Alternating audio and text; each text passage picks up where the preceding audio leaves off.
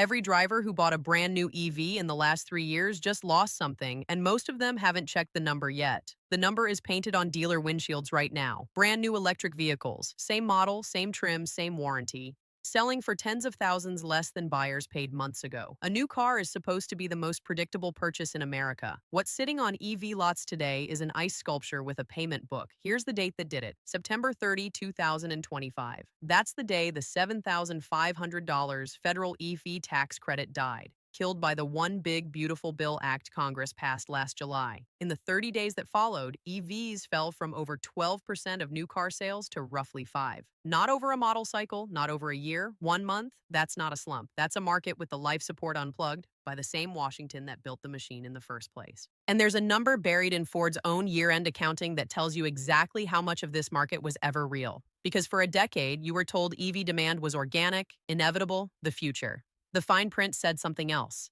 Dealers are reading it out loud in their price tags. 30 days. That's all it took, because the demand was never for the car. It was for the check. Watch the sequence. In the third quarter of 2025, with the deadline looming, buyers stampeded. Non-Tesla EV sales jumped 66% in 3 months as Americans grabbed the credit before it vanished. Then October 1 arrived, the check died, and the floor disappeared. Non-Tesla EV sales for the entire fourth quarter collapsed to 64,474 units, a 69% drop from the quarter before. The cars didn't change. The batteries didn't change. The price tag finally told the truth. And at the true price, most of the customers were never there. Therefore, everything built on the fake number, the factories, the production targets, the inventory sitting on dealer lots, was suddenly built for a market twice the size of the real one. But nobody in Washington or Detroit said the quiet part. They reached for softer words instead. When October's numbers landed, J.D. Power's data chief called it a significant recalibration in the electric vehicle segment. Recalibration, a market share cut by more than half in 30 days, the lowest since early 2022, rebranded as an adjustment of instruments. Strip the word away, and here's what actually happened. The market found its real size the moment your tax money stopped propping it up. And the industry knew.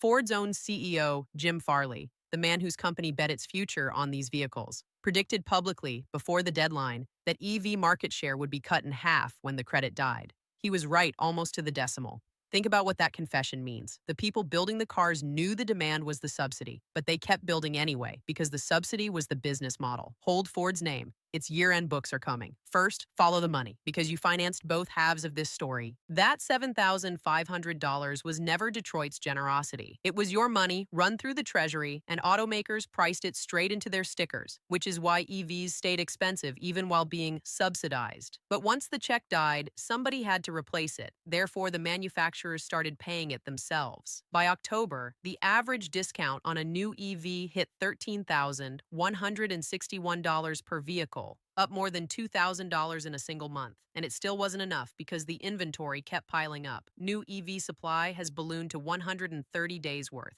46% more than gas vehicles. And every day a car sits, the dealer pays interest on it. Therefore, they dump. Honda Prologues are going for 5 figures off sticker. One dealer cut $22,000 off an F150 Lightning. And Maserati told its dealers to slash the Gran Turismo Folgore by $85,000. Industry watchers called it the biggest discount ever seen on any new car. Half price stopped being a metaphor. But the discounts are the symptom. The disease is on Ford's balance sheet. Now, here's where this goes from inconvenient to dangerous. Remember the number buried in Ford's year-end accounting? Here it is, $19.5 billion.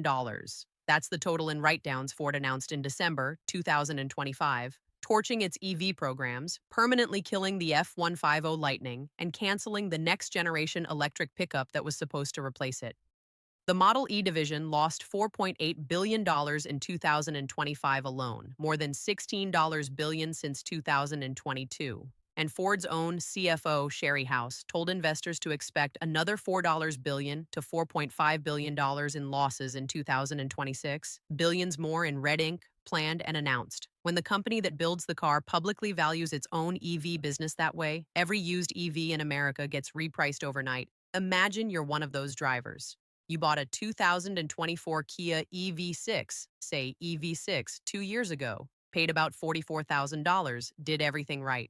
Kelley Blue Book says it's worth about $20,600 today. down $23,375, 53%. You didn't crash it. You didn't abuse it. Washington turned the market off and the loss landed in your driveway. But the windshield price is only where this starts. If you think it stops at the window sticker, you haven't been paying attention. First come the lenders. Banks are already growing cautious on used EV loans because depreciation this fast puts borrowers underwater the moment they drive off. And negative equity is a risk they price against you. Then come the insurers. Total loss settlements run on market value. Therefore, every crash in resale data shrinks the check you get when your EV is wrecked. And EVs now lead every segment in post-accident value loss. Then comes the flood. In September 2025, roughly 71% of financed EV purchases were leases. Those cars come back in 2027 and 2028, a wave of off-lease EVs hitting a used market that's already drowning, pushing values down another leg.